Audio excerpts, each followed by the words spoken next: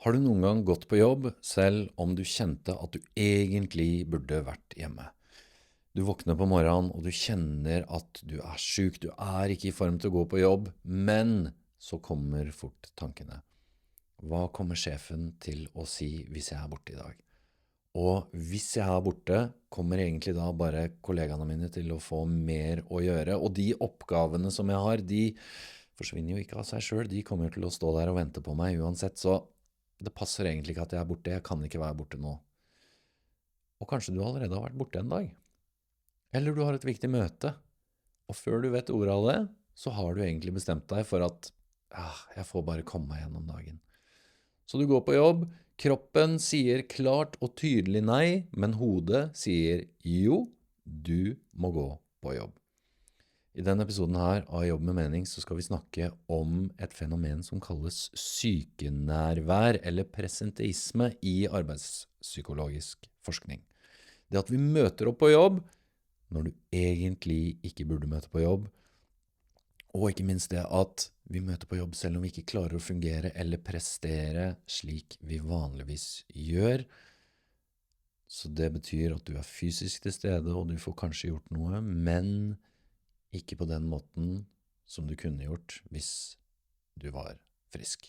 Så på overflaten så kan jo det her se ut som at det er snakk om god arbeidsmoral. At vi er ansvarlige og pliktoppfyllende og samvittighetsfulle. At vi møter opp på jobb selv om vi er litt syke. Men du, her ligger det noe mer under overflaten. For spørsmålet er ikke bare hvorfor vi går på jobb når vi er syke, men hva er det vi er redde for skal skje hvis vi lar være, hvis vi blir hjemme?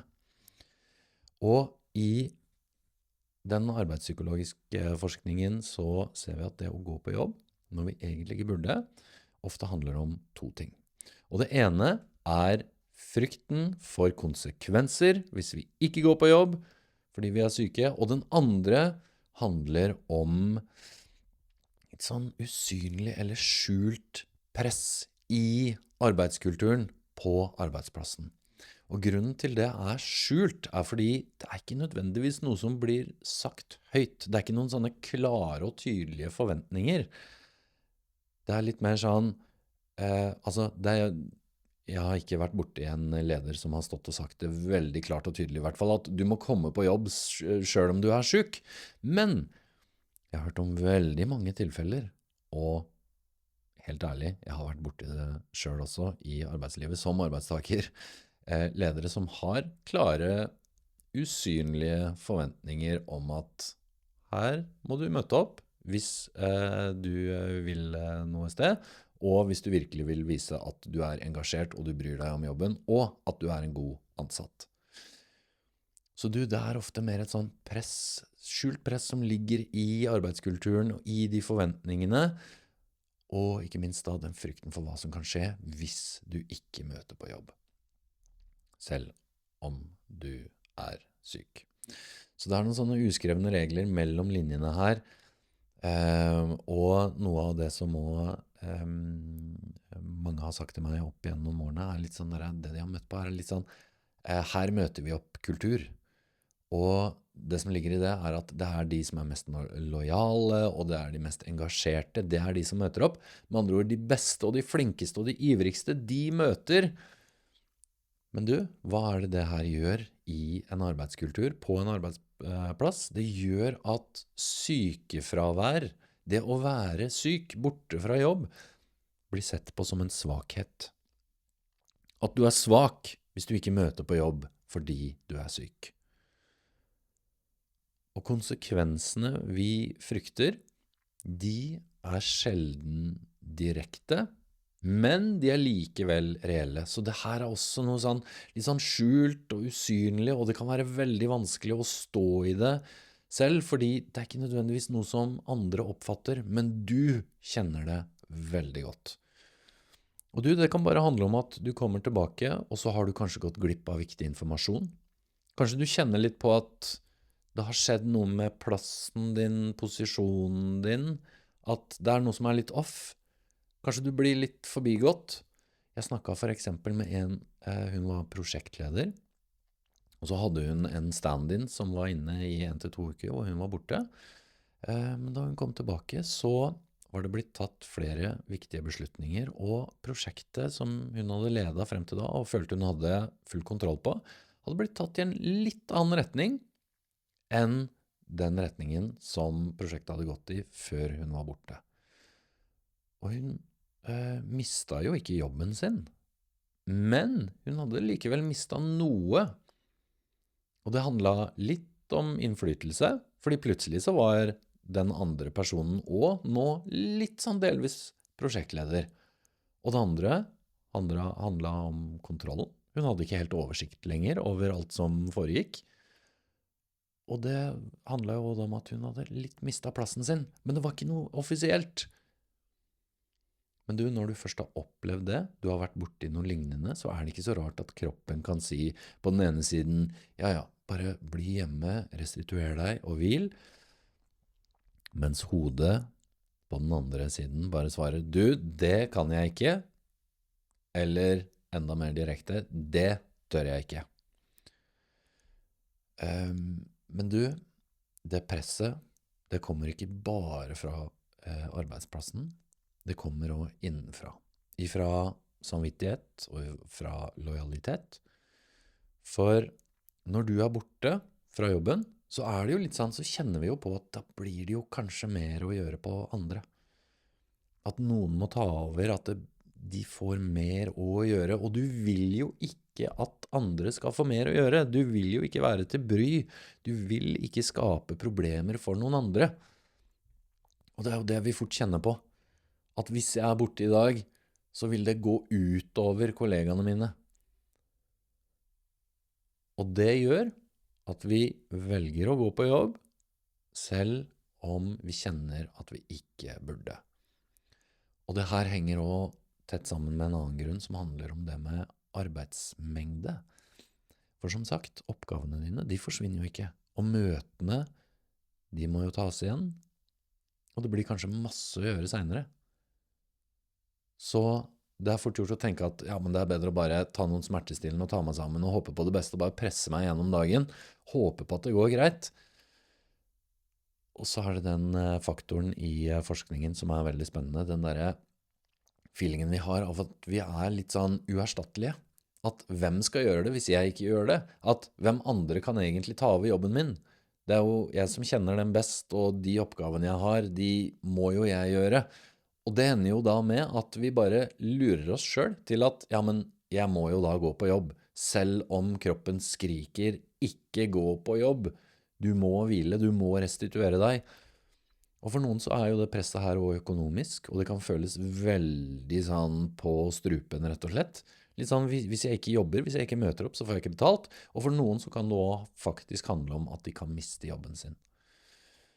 Så du, det her er spørsmålet om hvorfor går vi på jobb når vi egentlig burde vært hjemme. Det går langt dypere enn bare det å ha en høy arbeidsmoral eller ikke, og det går langt dypere enn bare pliktfølelse. Det handler om arbeidskulturen, det handler om frykt for konsekvenser, og det handler om skjult press i kulturen. Og problemet her, det her er jo hele poenget, at over tid så kan sykenærvær, det å gå på jobb når du egentlig ikke burde, føre til mer stress, det fører til utmattelse, det fører til dårligere helse, det fører til utbrenthet, burnout og lengre sykefravær. Og det er der også det er viktig for næringslivet, for bedriftene, for arbeidsgiverne, fordi det å møte opp på jobb når du egentlig ikke er i stand til det, du egentlig er for syk til å gjøre det, men du gjør det likevel, over tid kan få konsekvenser som er langt dyrere enn det de har i det korte løpet. Så du, det er et litt sånn paradoks i det. Vi går på jobb, syke, fordi vi vil være ansvarlige, men hvis vi presser oss for lenge, så kan vi ende opp med å bli borte mye lenger. Så det som ser ansvarlig ut på kort sikt, kan fort bli uansvarlig på lang sikt. Men hvis vi zoomer ut litt grann nå og får litt sånn større perspektiv på det, så er ikke spørsmålet eller bare hvorfor går vi på jobb når vi er syke. Spørsmålet er også hva slags arbeidsliv har vi skapt hvis mennesker føler at de må presse seg gjennom sykdom for å bli sett på som gode arbeidstagere. For en dame som jeg snakket med, hun fortalte at det eneste hun egentlig ønsket var å komme tilbake til jobben som hun var så glad i, men hun klarte det ikke. Hun var ikke fysisk eller psykisk i stand til å komme tilbake på jobben, og en stor grunn til det var mye av det stresset hun nå opplevde som sykemeldt. Og hun fortalte meg om en episode hvor hun bodde i nærheten av arbeidsplassen, og hun turte ikke engang å gå ut på balkongen sin for å drikke kaffe. Og det handlet ikke om at hun hadde gjort noe galt, men rett og slett bare fordi hun var redd for å bli sett. For å bli oppdaget at hun satt på sin egen balkong og drakk kaffe av lederen sin eller av kollegaene sine. Redd for at de skulle tenke at ja, men hun er da ikke syk nok. Hun som kan sitte der ute på balkongen sin og drikke kaffe, sitte der og kose seg, hun burde jo vært her og vært med og bidratt, vi som har så mye å gjøre her på jobben. Tenk på det stresset som hun opplevde og gikk igjennom. Og en annen fortalte at hun ventet med å handle mat på butikken til sent på kvelden, fordi hun var redd for å møte kollegaer på butikken, som sykemeldt. Så jeg tror jo virkelig ikke det her bare handler om den enkelte. Det her er det mange som kjenner på. Og det handler ikke bare om å ha dårlig samvittighet, eller at det her bare er sånn fantasier og tanker i vårt eget hode. Det her sier også noe om arbeidslivet og om kulturer på arbeidsplassen. For hva slags kultur er det vi har skapt hvis mennesker som faktisk er syke, føler at de må gjemme seg for å bli trodd, at de må bevise at de er syke nok for å ikke møte på jobb, at de ikke kan leve et normalt liv som sykemeldt. For du er ikke lat, eller du er ikke umotivert bare fordi du er borte fra jobb, hvis du virkelig trenger å være det. Men sånne kulturer, og jeg vil si ukulturer, som signaliserer at her møter vi opp uansett, og ikke minst den her med at det er de flinkeste og mest engasjerte som møter opp, de stiller opp, alltid. For det gjør at sykefravær, det blir et tegn på svakhet, og det fører til masse skam som folk går og bærer på som sykmeldte, og for mange, heller enn å da være borte noen dager og komme tilbake på 100%, så stiller de heller opp og går på jobben og underpresterer, klarer ikke å gjøre det de egentlig skal på en måte som de kan være stolte av, som de egentlig ønsker å gjøre det. Og over tid så presser de og sliter seg ut, og de blir utbrente, og det kan føre til lengre sykefravær. Så hva kan du gjøre hvis du opplever det her, eller du kjenner noen som opplever det? For det første så handler det å bare bli litt sånn klar over tankene og de historiene som dukker opp i oss når vi kjenner på det her. Litt sånn, hva er det egentlig du er redd for skal skje hvis du blir hjemme? Er du redd for å skuffe noen? Eller for å bli oppfattet som lite engasjert? For å miste kontrollen? Bare det å bli bevisst de tankene her, det kan være et viktig første steg. Er det bare tanker, eller er det reelt? Og for det andre, å presse deg på jobb i dag. Det kan gjøre at helsen din blir verre over tid. Så det er en sånn viktig ting å ha med seg. Og for det tredje, tenk over hvilke signaler du sender videre. Det er så viktig. Hvis du er leder eller en kollega, andre både ser og lærer av det du gjør. Og som leder, særlig, så er du en foregangsfigur. Du setter standarden.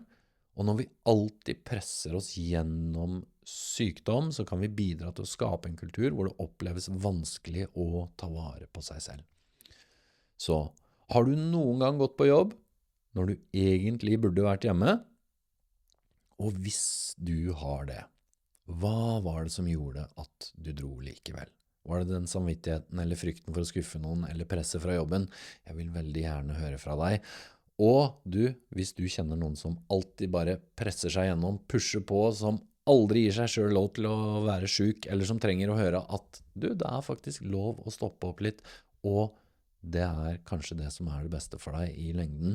Så del gjerne denne episoden her med de, for kanskje så er det nettopp den samtalen her som vi trenger litt mer av. Det om hva slags arbeidsliv er det vi ønsker å skape, hva slags arbeidsliv er det vi ønsker å være en del av, det å ta ansvar for et bedre og tryggere og et mer meningsfullt arbeidsliv. Tusen takk for at du har lyttet til denne episoden her av Jobb med mening. Vi ses i neste episode.